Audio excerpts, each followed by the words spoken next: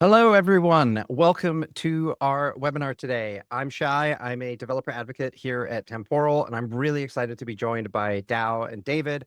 David, Douwe, do you all want to introduce yourselves? Yeah, I'm David. I'm CTO at Pydantic. I was a contributor to Pydantic many years ago, and then when Samuel decided to create the company, I was one of the first people who reached out to. I've been working on Pydantic AI for a while now. Did some of the initial work with the temporal integration. A lot of that has been actually done by Douwe lately, so I will let him, as a segue, I'll let him intro himself. Yeah, thanks, David. Yeah, I'm Douwe. I'm from the Netherlands. I've been living in Mexico City for the past 6 years or so, and I've been working on open source developer tools for about 10 years now. So I spent a number of years at GitLab initially. Then I did the data engineering tooling, like ELT type stuff. And then about 6 months ago, I joined the Pydantic team, and I've been leading the Pydantic AI project for the last couple of months. David, do you want to tell us what we are up to today? I'm really excited about this Temporal Pydantic integration. We posted a blog post about it over on the Temporal blog, and I think it's really cool that we're able to combine the stuff that y'all are doing with AI with our durable execution platform. But I don't know, maybe if you want to share what our plan is for today. So, big picture, the point of the temporal integration is to make durable execution. A lot of AI usage, I think anybody who's worked with it much has seen flakiness from providers, from other sources. And I think also applications of AI tend to involve a lot of orchestrate, essentially lots of LLM calls, whether you're using a framework or not, they're happening. So there's basically a million places for failure. So it's really nice to have durable execution as a way of writing your app so that it's robust to that without having to add a million checkpoints and things like that. So that was the purpose behind Pydantic AI temporal integration. What I want to go through today, I'm going to basically show just an example of what it looks like to put together from scratch some workflows, temporal workflows that make use of the Pydantic AI integration to do some agent calls that'll be performed through a web service that is being used to power a Slack bot. And that Slack bot is going to be live in the Temporal community Slack. I will screen share it in case you aren't a member, but if you want to join it or if you're already in it, you should be able to interact with it directly. I believe it will be in the hashtag Pydantic channel.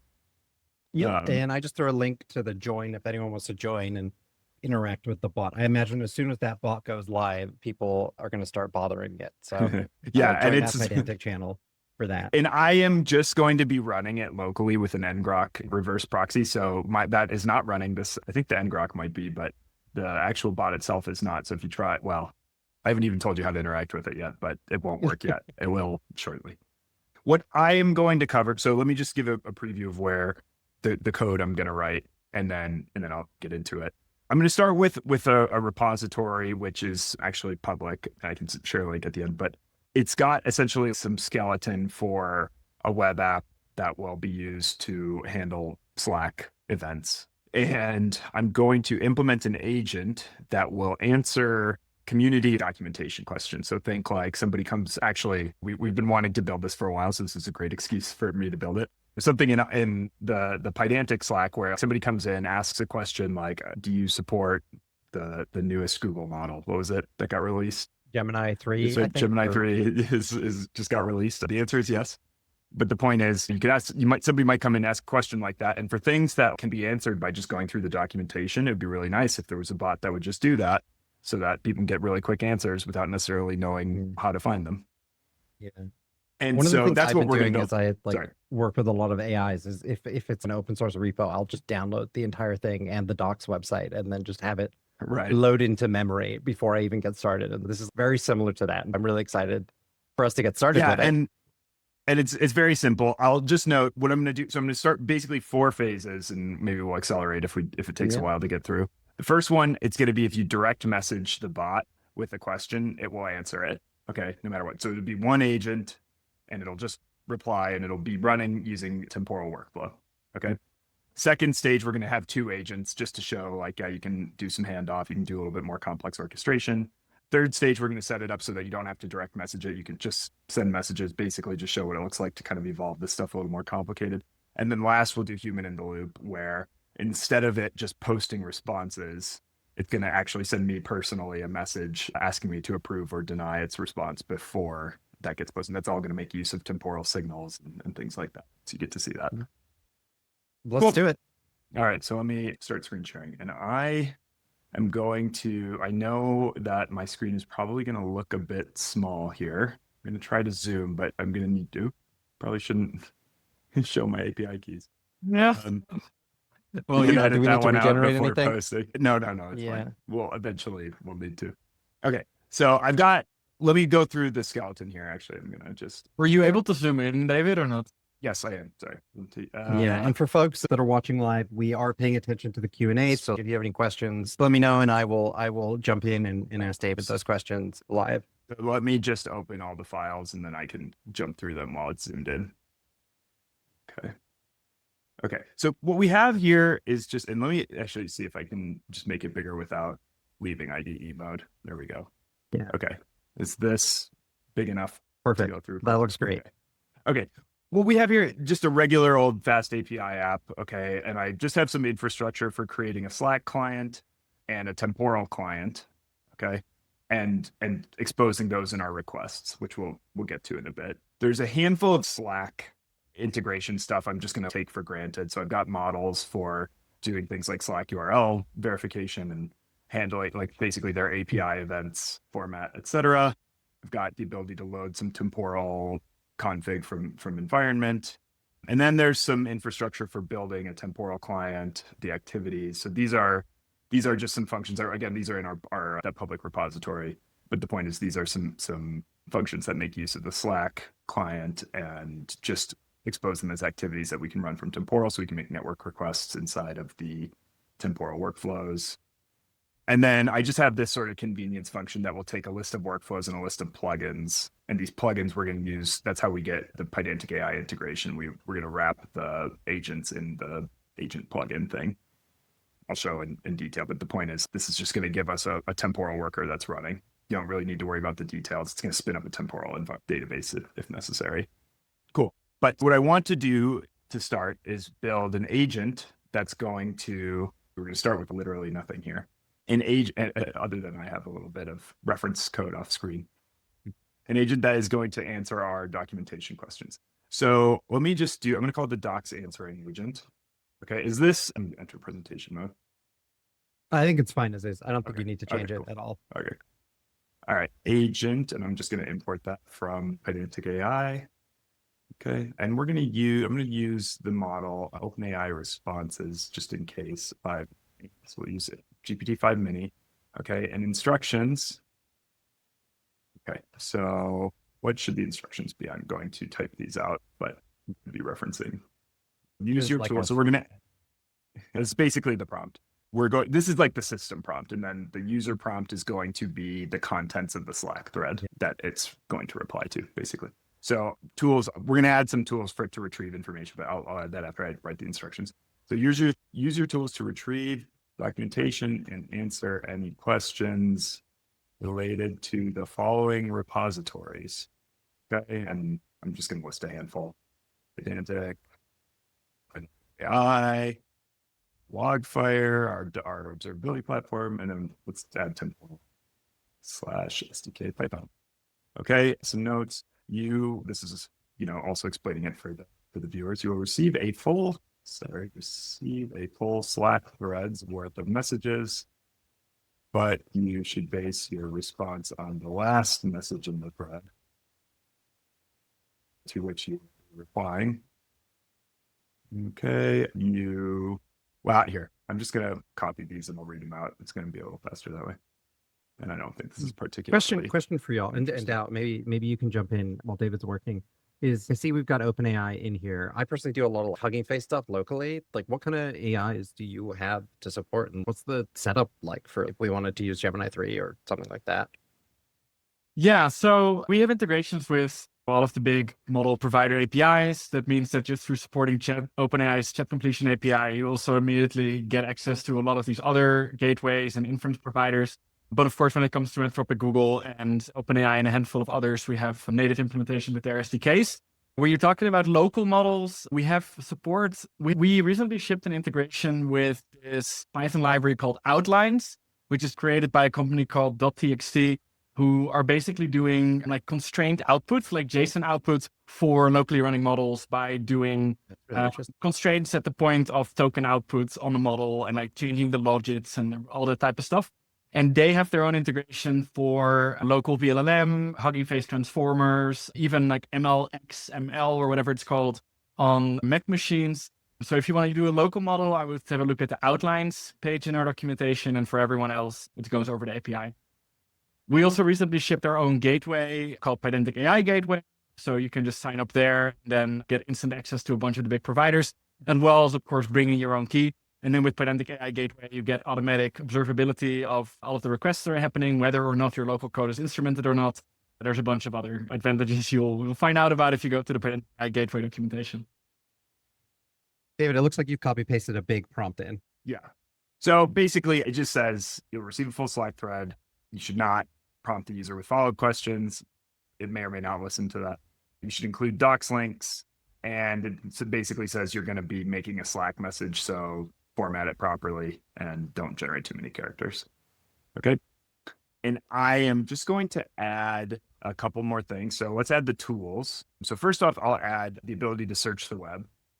Okay. So we're going to use the OpenAI built-in tool. We can use DuckDuckGo, but so this is a built-in tool. And then I'm going to add an MCP server that uses the DeepWiki MCP server, which actually does a great job of essentially, I think this is used by Devin. Yeah, it's a Devin. Right? So they basically index every single GitHub repo out there, or at least every single one that is used by their community, I suppose, and build their own wiki out of all those repos and their documentation, including architecture diagrams and the like. And they provide it as a free and also authentication-free MCP server. So it makes it really convenient for examples like this, because you don't need to mess with API tokens or anything. And it's just up there and running. And it means we can ask you questions about all of our repos and kind of depend on them to do the hard work of indexing and RAG and all of that stuff. Yeah. And that's going to be, honestly, this is the bulk of the agent here. Like this is basically the whole thing. And we're going to see it does actually a pretty good job of generating answers. So most of that work is prompted. I did not try to optimize this prompt whatsoever. So probably could be improved. But anyway, that's a topic for another time. I'm just going to add a thing that makes it so that it actually enforces the responses not be too long, because otherwise, it will fail. If it tries to, like, the Slack request will fail. So if len is greater than 100, return response. Sorry, actually, I want to raise value error response to response equals. And the point is, this is actually going to be exposed to the agent if this validator fails. So it has a chance to basically regenerate its answer if it generates one that's too long.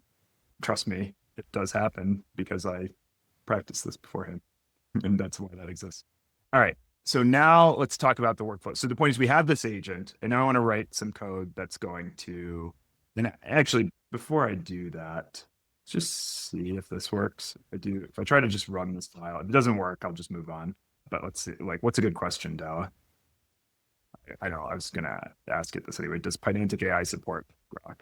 So result equals and then print result. Oh. So let's just see if this is going to work. It's probably going to take a little while for this to run because GPT-5 mini is pretty slow to respond. So while that's running, I'm going to move on, but we'll see the output in the bottom here. Okay, so we have this API endpoint to handle Slack events, okay? And it's going to basically get a Slack events API body object. The rest of the stuff is just to handle payloads it's not expecting. Right now, it doesn't do anything with that. What we're going to do, we're going to write a function that handles the event by passing it, by basically just calling a temporal workflow using the event. I'm going to come back to that. Let's build the workflow first. So what we're going to do when I say run the workflow, what I'm going to do is I'm going to actually use a signal to submit the event. So I'm just basically, the point is I'm going to do, okay, so the point is I can handle the event, and the event, actually I put an any here, but I'm going to use specifically an app mention event. So this is when you basically DM the integration. I think it's called, what's the name of it? Shy, like Pydantic Temporal live coding bot. Yeah, Pydantic Temporal. The point is if you mention it, now this isn't running yet. Oh, and by the way, we did get a nice full answer here. Yes, it supports Grok. We have some usage examples, notes, etc. So this is what we want to send in response in the Slack channel. Okay. And we want to write this workflow to do that. Okay. So, and let me go that code before it causes it to happen every time. Okay, so the point is now this thing, we're going to get an app mention event and we want to handle it. So let's write the function now that's going to handle it. And then I will add all the signal stuff. There's not too much, and wire it up into the endpoint, and then I'll run the Slack. Okay, so handle event. So what I'm going to do, I'm actually going to copy this one line at a time, and so I can talk it through instead of spending my time typing. So I'm going to first grab the thread, okay, but make a reference to the thread. So the idea is the channel, the event, and I should jump to this. So we have these fields, okay. App mention is the type, but we have a user, essentially user ID, the text content of the message, the timestamp of the message, the channel it's in, event timestamp, and thread TS, a couple of random like Slack fields that I think we might just like metadata stuff. Yes. And so the point is the reply thread TS here. This is if in the case that the response was already a reply to the thread, it'll use this field. Otherwise, you use this field. The point is that that's what we're using here to say, like, I want to generate a reply in a thread to the message. Okay. And now what we're going to do is retrieve all of the messages in this thread. Okay. So I'm going to create a request. So the idea here, so I have self.pending events. I'm going to add to the state of the workflow, I'm going to add a thing that will hold our thread messages. Okay. Self.thread messages. These are just the raw messages objects from Slack. Okay. Is the idea. And what's going to happen every time we get into Slack formatting and stuff, it'll be like a bunch of metadata, mostly. Yes, that too, but much more than just that. And the point is going to be here, like basically this workflow. So we're going to have one temporal workflow per thread, okay, in Slack. And so actually every time you get another message, we're just going to be updating this thread. So it'll actually have access to the full thread. Like signals or something like that. Yes. And we'll use signals to send updates in. Okay. And so I'm just going to write, okay, so I've got that. In the interest of being able to pull this stuff quickly, I'm going to just add, so I have a property for grabbing the most recent timestamp, which is just the timestamp of the last message, assuming they're sorted, and we'll make sure they're sorted. And then I'm going to copy paste the code for loading the thread contents and sorting them. And this is essentially just, I have to do some imports. And so replies request, and this is an activity, one of those Slack activities I mentioned, and grab time delta while we're at it. Okay, this is just normal, like, temporal. So this is like some object that represents a request for the Slack conversation replies. It's one of their APIs. And the point is, this is just a normal temporal activity I'm using to grab contents of that thread. Okay, and then I'm basically adding all those messages to the thread message. You can see, like, I'm passing, I've got some Zoom stuff in the way, but I'm passing the most recent timestamp in as one of the parameters here, so it only grabs new messages. Okay. Then let's generate a response. So the point is, I'm going to actually type this. This is where we're going to use our agent. Okay, so I'm going to do stringified thread. So first I'm going to build a stringified version of the thread. So do JSON.dumps of self.thread message. Now you could do something smarter than this. Okay, because this is what we're going to feed to the agent. This works. Yeah, Okay, so for a relatively small payload like this, it likely won't make a difference. But people have done some research to find that LLMs are actually better at interpreting XML because of the like start and end tags actually allows it to understand better where the boundaries of data are. And then there's a new format called Tune. I think it's token optimized object notation, which people are trying to, they've actually done some benchmarking to prove that it is the right balance between token usage and LLM understanding. So we're also going to be adding support to Pydantic AI for that at some point.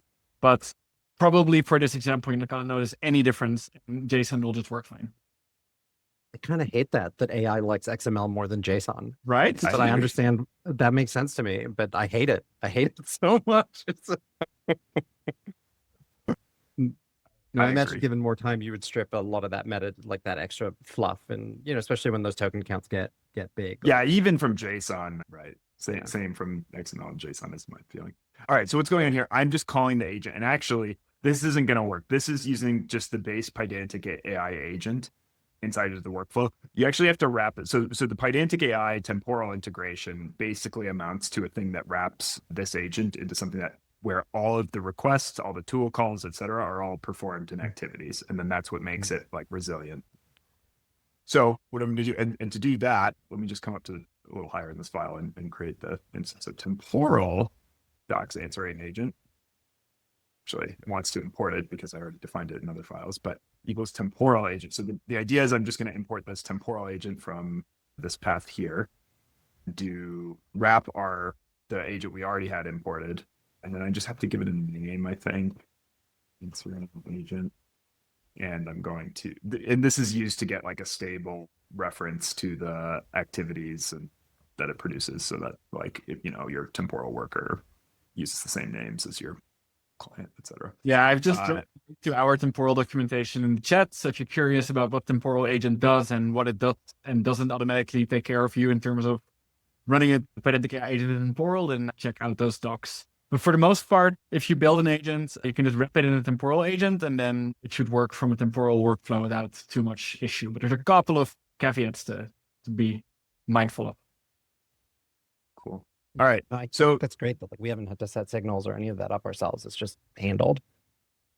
Well, we're gonna have to do all stuff in a sec. But okay. I spoke too soon. What you don't have to do is create a bunch of activities for your tools. I think the normal way of using temporal with tools and stuff like that would be to write a tool function that itself uses a temporal activity manually inside of it, which you can totally do and will work. But the point is, it may work depending on how you structure the rest of your code. But the point is, you don't have to if you use temporal. And you can totally configure which activity config is used for which tools and other things like that. That's more advanced. I think linked to the docs. But now, so we just need to use the temporal version of the agent, and then it's going to just work. Okay, I don't need to, even though this is using an agent inside of a workflow, this handle event function is going to be called in the workflow. And by the way, you might ask, why am I doing this? The reason I'm doing this funky stuff of having a queue and the handle, what we're going to do is we're going to make a signal that inserts items into the queue, is just to prevent it from running a bunch of things in parallel and then dumping a bunch of messages all out at the end. I mean, maybe this is actually worse than the alternatives, but anyway, that's sort of just a design pattern that you could do something different with if you wanted. Okay, point is, so we have our response. This is what we want to post, had the Slack bot post, okay? And now I just have to actually add the activity call to do the Slack post, so I'm just going to paste that in. Workflow.execute activity. I'm going to Slack post chat message. Here's the reply to this channel and this thread reply timestamp. And then with this content, and we have our usual timeout for the execute activity. All right. And so now our workflow is ready. Okay. So the only thing left is that we aren't actually calling it anywhere. Okay. So what I'm going to do, I'm going to add a signal to handle this. Okay. So I have under run, just add workflow.signal. Okay, so I've got a workflow signal submit app mention event. So we're going to have an app mention event. We're going to submit it. We're going to put it in this pending events. And then everything should just work once this is running if we start the workflow. Okay, so we need to start the workflow. Okay, so I'm going to have to write some functions to actually do that. They're going to be fairly short. So let me come into API. So we have this. We're not doing anything here when we get an event API body. What I'm going to do is define, okay, so I'm going to give a little bit of a preview of where this code is going. Okay, so if it's an app mention event, okay, so the body, Slack events API body's got token, team ID, whatever, a bunch of other stuff on it. But in particular, it has an event. And now there are actually various types of events. I've just added 2 of them that we'll end up handling in this example. And anything else will fall back into this fix or anything, which we warn about here. Okay, now I'm mentioning this handle app mention event. This function doesn't exist. We have to write that function, and that's the last thing we have to write before the bot. I believe, well, hope it's the last thing we have to write before the bot is functional. Okay, so I'm going to do, okay, I'm going to get so I'm going to create a workflow ID here. Okay, the idea, this is going to be the way that we get the same workflow for the same thread. Okay, so just building an ID. So app mention, and then it's going to be event.channel. And then the reply thread TS. I vaguely recall you can't use periods, but you can use hyphens in the workflow ID. So that's what's happening there. That's all. And then I'm going to write some code to grab so I'm going to load settings. And then the point is, let's import this from live. That's the one I just wrote. So we're basically using the temporal client, okay, to run the Slack thread workflow we're just looking at. Here's the ID of the workflow. And then And then I've got this start signal and start signal args. The idea is on start, it's going to run this event. Okay. And I'm not actually right now passing updates. This is just going to make a new workflow for each new thread, but we'll look at the other event types in the later ones. Okay. So now that we have this, my fingers are crossed that things are going to work if I run the app. Trying to think if there's anything else I'm missing here. I don't think so. All right, so let's do this. So I'm going to run UV run, and then app. I haven't got through this file much. This is just going to configure up Logfire so I can pull up some logs and look at them, the spans. That's going to just serve the server. Okay. And I've got an ngrok tunnel running over here. That's going to be how my computer is getting messages from the Slack server. Okay, so I run this. Okay, no problem so far. And so now I'm going to pop over to this. Let's go to this one. And I'm going to say at does Pydantic AI, and you can see I already tested out a little bit up here. So this is that same question I asked earlier. And so let's see what's happening. So I just asked it that, and I have an application error. Okay, yes, that makes sense. Because I didn't add the temporal worker plugin. The point is we have the workflow reference here, but I have to add the plugin. Sorry, was it called Douwe agent plugin? Yeah, agent plugin, and it takes a temporal agent instance. Okay, and the temporal agent is going to be that temporal docs answering agent from live.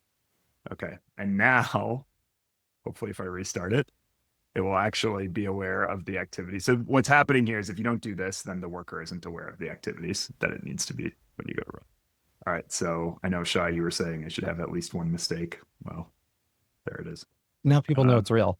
You openly shared your secrets again a second ago, so we're going to have to Yeah, I'll have to regenerate and delete all that in a little bit, but we should be Well, okay for a couple minutes. Hopefully no one abuses it before the end of this.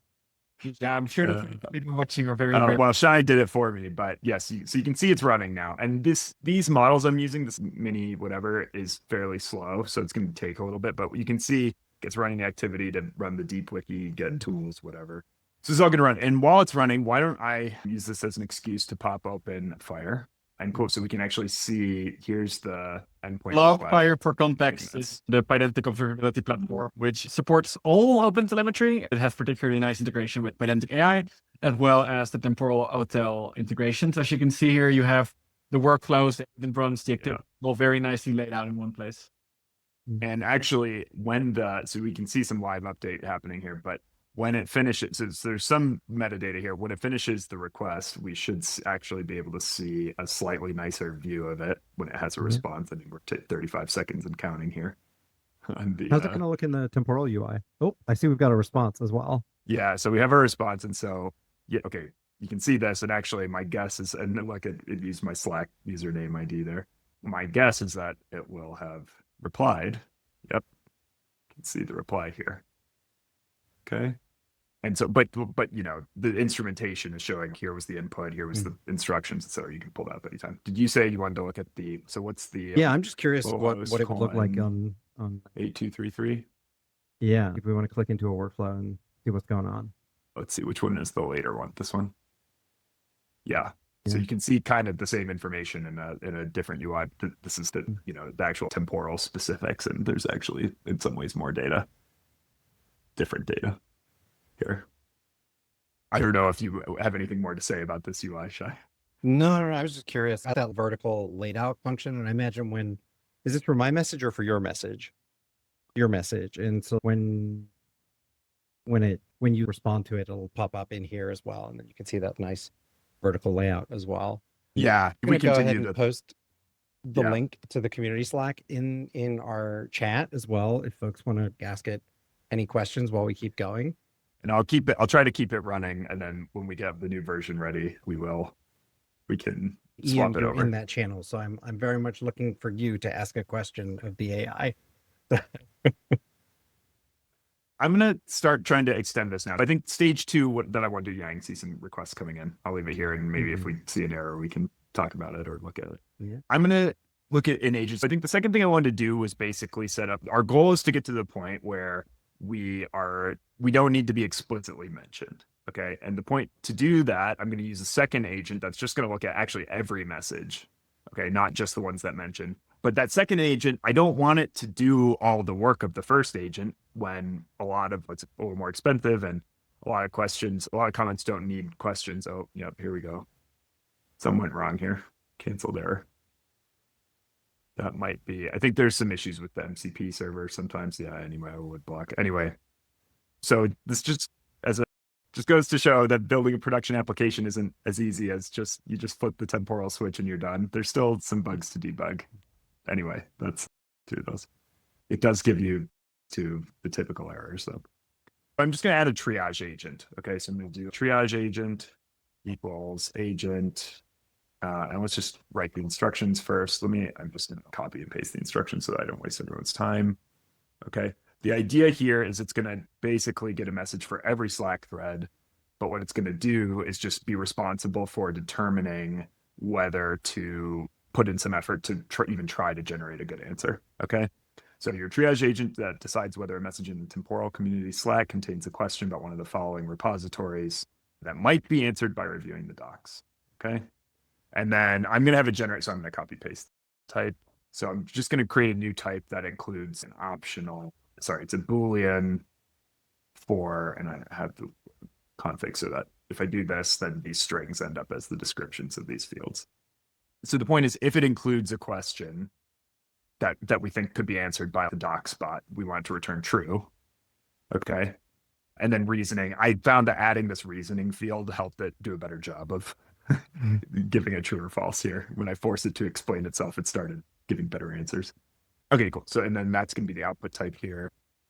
Triage result. Okay. I mean, David, actually, that might be an interesting moment to point out that the models will typically generate JSON in the same order as the properties in the JSON schema that's shared. So the order of fields in a base model or data class is somewhat meaningful.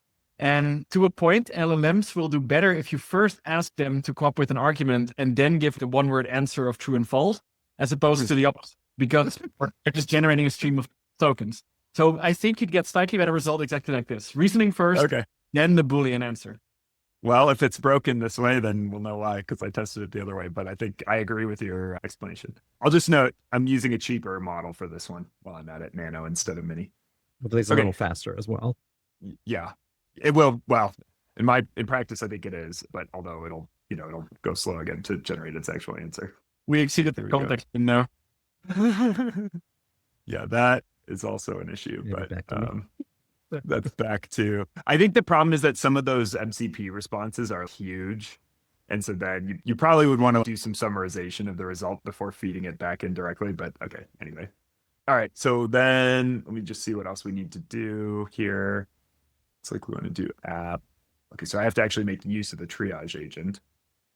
Okay, so if I come over, like let's just do a couple things. So first I'm going to get the temporal triage agent. Actually here, let me copy the code so that I don't have a typo and waste people's time typing it. So we have the docs agent, do the triage agent. So I have to import the triage agent now live. Okay. And now in app, I'm going to do, let's see, I need to add the agent plugin for the triage agent. I think hopefully that's the last time I need to touch this file.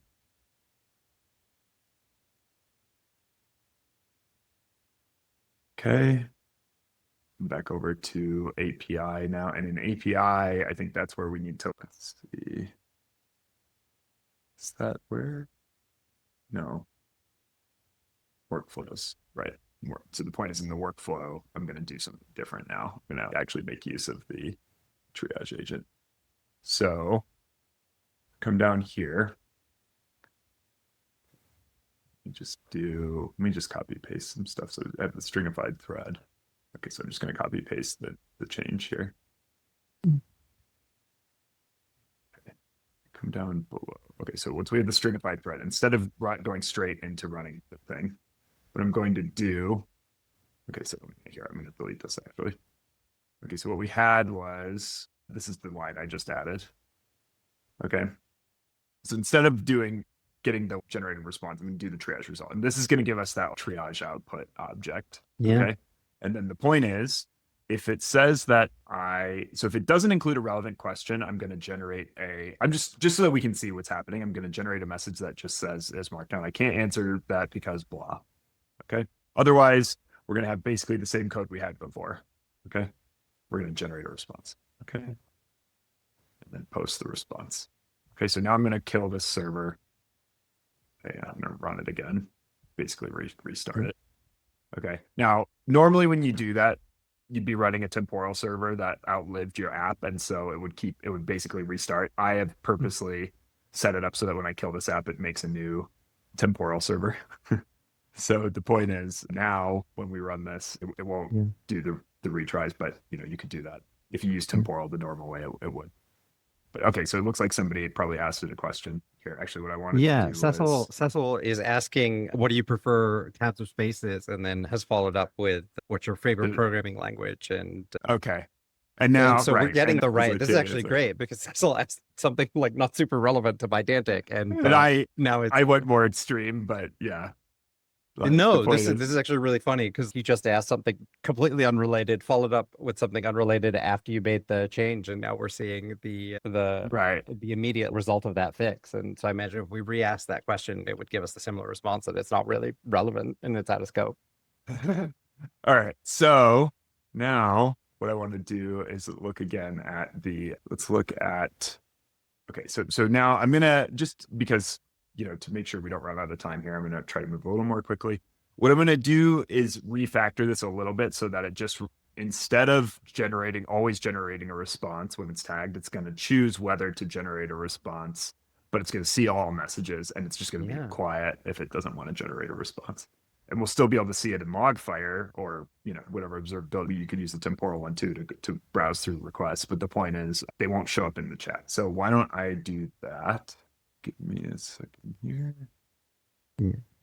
Okay, so and just a reminder, while David is working, that we are taking questions in the Q&A section of the Zoom, and the Slack bot that we're building is up right now. So any of y'all watching are welcome to hit it, and if we find a bug, we'll call you out and we'll fix that bug live, or maybe mention your question on stream as well. So, and what I'm going to do to make great questions coming in a little faster here. I'm actually just going to replace the contents of this file and then pull up the diff. Yeah. And then we can talk about the diff. So the point is what I did here. So I've replaced app mention event. I mean, ignore the import changes. Those are going to be hopefully self-explanatory. Let me just zoom out a little bit. Boy, that makes it a little easier to see the diff body. So I added the Slackbot user ID because I don't want to have it do anything for its own messages. Okay. So that's just happening there. But basically the other thing I did was I replaced handle app mention event with handle message channels event. So now instead of app mentions, we're going to handle message channels. Okay. And what are we going to do when we message the channels? Well, this is now we're going to actually look for if there's a running workflow. And if there is, do one thing versus the other. Okay. So the point is we build the workflow ID using the same format we had before. And then we check if it exists. So if this handle exists, then we're going to call the submit message channels event with that event. Otherwise, we're going to create a new start workflow with the start signal and start signal args. Okay. And we're just recording information about whether that was happened using Logfire. Okay. So that's our change to the API. Okay. And now let's update the actual workflow to make use of the new event type here. I'm going to pop over into workflows. How much change is there here? I'll go through the diff again. It's going to be a little faster, not too time consuming. So if I come over to workflows, paste. Okay. So let's look through the changes now. Here we go. So again, ignore the imports. All right. So I've changed the events from app mention event to message channels event. Yeah. I have, same thing here. Nothing more interesting. Okay. So stringify the thread, same as we used to stringify the thread. Okay. And the point is now, so we generate our triage result. If it doesn't include a question, we don't do anything now. We used to generate a content and then message it. Now we just record that there was no relevant question. I'm going to include the reasoning in Logfire. So if you want to look and see, asked a question and then it finished, we can do that in a second. But otherwise, I'm going to just generate the response, inserted some commas, whatever, and then just post it. So it's basically doing the same thing, except for now it's only sending a response if there's actually a good question. But it will do this without an app mention. Cool. So let me just run this now. Let's kill the thing and restart it. Okay, then I'll pop over here. Let's see. Well, sorry. Let's see. Try asking a question that we already asked it. See, Cecil answered a question. I guess the tabs and spaces one, because that probably isn't. Why don't you ask that one? And I'll ask a real one. And we'll see if it generates a response. We've got some action happening, so at least it's not quiet. The unfortunate thing is we won't buy. Have to look in the log file or something to Right. see what the workflows are. There's also another one can- where I feel the temporal UI might be a little cleaner because we can see if it's rejecting, if it's going to continue on. That's a good question. We see, here, let me pull up Logfire. This one is still For us, you've running. got to refresh it. And then we how tool sets work with Pydantic Yeah. AI. So- Should get approved. That should go through. And you can see it doesn't, I think we don't record the question until Mm-hmm. after it finishes, but it is going to mini, and mini means it got through because it would have been nano Yeah. for the first It's a one. good Yeah, question. you can see that here, right? Reason. So, and actually you can see the reasoning. The last Yeah, message mentions streaming. Pydantic AI. Okay. And let's see, I bet we That's can really see cool that yours. it's doing the streaming output as well. And so we have, let's see, agent run nano. Let's see, false. The last message asks Yeah. about So general that's coding the question I preferences. posted. So it's not relevant. Yeah. And so it's not going to generate a response. Yeah. And then I'm curious here. So I just refreshed. I think it's only got 2 because there've only been 2 since we started running it. You asked the question, the second question here. I guess this must be. Okay, that's not surprising. Is there a way? Yeah, for and us it to looks like set a it's not message? processing or working on the reply. It looks like it's just stopped here. Oh yeah, it Um, stopped with the triage. Yeah. agent Whereas I imagine the request. other one, it's still going and we'll have like a fourth step. Yeah, Yeah. Like this is very Over there. obviously your question because it's still thinking about it and still doing stuff. Right. Oh, and there we go. Yeah. And it And there looks we like go. it We just probably- got the and- answer. Yep. So it answered this question. Yeah. It even tagged me. But then okay, cool. So the last thing I want to do, we got 10 minutes or we'll try to save some. Yeah. Is the whole Yeah. And just to human call in out the a loop. question that we got from folks in the channel, or sorry, in the Zoom Q&A, someone asked, where's the repo going to reside for this fag exemplar? And Douwe posted the URL. So if you're curious to seeing this code, you can do that as well. And Cool. Yeah, guess and I'll let's keep note going. this is the repository that was referenced in the blog, which has different stuff. So you have to specifically go to the branch that's called Temporal Live Coding to see this example. Yeah, I Glad to include see the this branch code. name in the URL. Okay, and V1 through V4 are folders that you'll see, so you don't have to. You can just go to that folder, and you don't have to Yeah. worry about building it up. Okay, so let's go to API. Now, the way I'm going to do the human in the loop stuff is Slack has this functionality called interactions, and the point is you can send a Slack message that includes, there's a certain block that lets you do a user response. And when the user clicks a button, you get a request to a new webhook, a new endpoint. And that endpoint, I just copy pasted this stuff in for. I've put it at /interaction. Okay, just import this function. Okay. And handle interaction body. Okay, so the interaction event. So I'm going to generate, you're going to see in a second that basically I'm going to pass the channel and thread in the action value payload. It's a little bit janky. I don't know. This is the best way I've seen to do this with Slack. But the point is, once we have that channel and thread, I can retrieve the workflow. So when I click this approve button, what's going to happen, and I'll show it happening in the UI. What's going to happen is somebody asks a question. The bot's going to generate a response, but it's going to send me a DM that shows me the proposed response and asks me if I want to approve or deny. If I approve, it'll send it. If I deny, it won't. Okay. And the way it's going to work is it's going to basically use that same workflow we've been using. Okay. When I click approve, okay, I'm going to send a signal to that workflow. That workflow is going to generate a proposed message. It's going to hold on to it in the temporal workflow. And then when I click approve, it's going to send a signal that says, yep, go ahead and use that thing and send it. Okay. All right. So we've got our endpoint in this thing, and I think that's the full diff of that file. Okay, app, I don't think I need to change anything. And then workflows, obviously, that's the interesting one. Okay. So first off, I have written my user ID in the temporal Slack. So I'm going to the point is the approval channel. I'm going to use my ID. So I'm going to have it send message to this channel. The bot is going to send a message. That's my ID. Okay. And then let's see. How about once again, just diff. This is my trick for making it easy to show diffs. Just put contents of this workflows file. Okay. All right, so we can scroll through. So I've got the approval channel, and actually I copied the Pydantic one, which is not what I wanted to work. All right, so I've added to the state a pending reply. So we're going to basically use this to store references to the reply contents, which we'll send in response to the new signal. Okay. So, okay. Previously, we ran the docs answering agent and we just took the result and posted it immediately. Okay, now we're not posting it immediately. We are storing the result. So I get a proposed response. I generate a random reply ID, which, by the way, I have to use the temporal function to get that because it's random. And then pending replies, I store a reply ID goes to, and then Slack reply. So basically, I'm just, this is what I'm going to send through. Okay, it goes to the channel. This is what I would send on approval. Okay, and this is going to get stored in this object, and it'll be handled by the handler, by the signal handler. Okay. So this, okay, proposed response. Okay. And then I want to generate the approval request. So I've got a function down below that generates the approval request. It does a little more. It creates a permalink. It adds a few blocks here. I'm not going to go through the details because when you see it, what it looks like, you'll understand. The important thing here is that in the value, I'm passing through the information necessary to produce that workflow ID. So that when we handle that webhook, I can go back to this instance of the workflow, which has the reply ready to send. I don't have to parse it out of that payload. Okay, cool. All right. And I think that should be all that we need to do. So I'm going to try. Let's run it. Channel not found. Oh, gosh. I don't know what happened there. Hopefully this works. If it doesn't, I will fix something else. We'll debug it. I think we might have enough time. So again, you shouldn't need to tag it. You can just ask a question, you know. Oh, what's another good question, Douwe?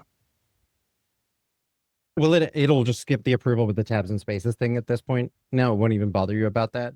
It probably will skip that, right? It won't even bother me about that. But so if the what MCP server API formats are supported by Pydantic AI, I'm looking for SSE, etc. I don't know if that question is well phrased, but I mean, that's realistic, right? So users' questions are not always going to be terminology we use in the docs. So let's see. I see GPT-5 Nano. I haven't seen somebody got through. I posted one that I feel is right on the line of, I posted what's the pros and cons of different models when using them with Pydantic, and I feel that's right on the line of actually answered by the documentation. That's more of a opinionated about models kind of question than a Pydantic question. I'm curious whether it will use the compatibility tables that we have for things built-in tools. Maybe they'll recommend one that has a lot of built-in tools. Because otherwise, we try to support all the models equally well. But of course, they're not all going to be equally powerful. This is the thing. This is the important thing. It hasn't messaged me yet, which is concerning, but I guess maybe it's still generating a response. Here we go. Okay, good. Okay, and I have a DM. You have a DM. So I've generated the following possible reply to this message. So it includes the link. Okay, so it generated a response to my question, but I can approve or deny. So first I'm going to click approve. Okay, and the idea would be, I didn't even read this, but this was what I was looking for to answer, by the way. So if I click approve now. And I think it's got the links working properly and all of that too. I was shocked by how easy it was. I was shocked by how easy it was to make this agent. I thought it was going to be a bunch of work to build one that would actually successfully answer questions. Of course, all the heavy lifting is being done by that deep wiki MCP server, but that's all cool. Look, here we go. Here we go. I wonder what this is for. It failed validation. I thought it was supposed to automatically retry in this. Do I have to raise model retry error? Let's go take a look at the what's going on in Temporal and how that error is being pulled up. That's a good question. I'm curious. Oops. We hard reset the server so that workflow doesn't exist anymore. You're gonna have to go back. It's an error in the output validator, which I know doesn't run in an activity. It says the workflow failed, which makes sense. It does make sense. And if it's response too long, right? Yeah. What I wanted it to do is retry, but I think maybe I can't use a value error for that model. By the way, I told it to keep the response brief, and so that you do need this validator. But I guess I didn't know our own library well enough here. So you think for those working, the idea is that you can define an output validator, and then if the output validator raises this model retry error, we will send another request to the model basically with the validation error and tell it to try again. As Let's opposed see. to when you error, that would just bubble up and kill the entire workflow. I'm gonna really Yeah, no, try that makes not to total hit sense. that error again.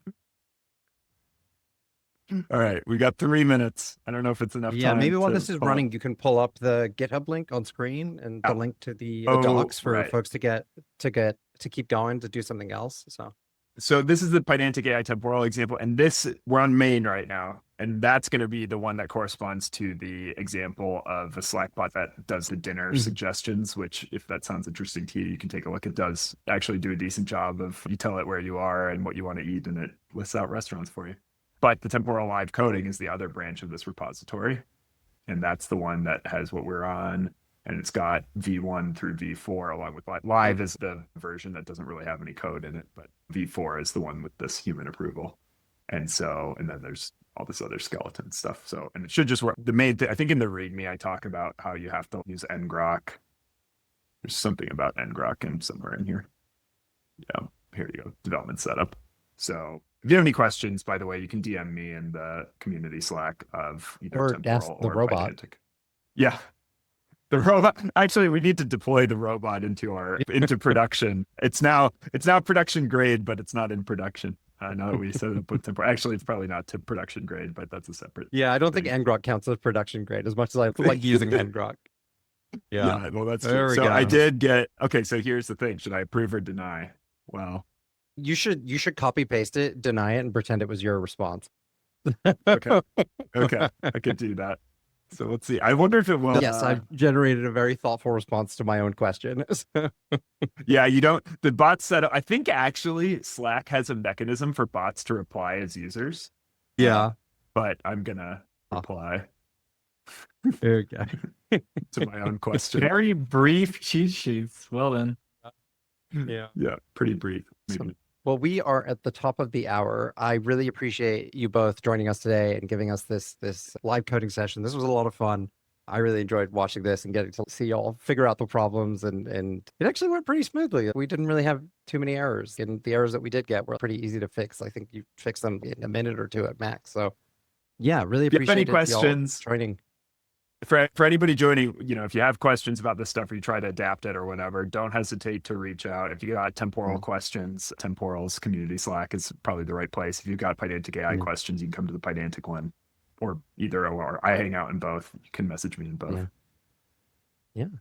And that's it for today. I will let you all go, and we'll see y'all later. Bye, everyone. Thanks, everyone. Thank you.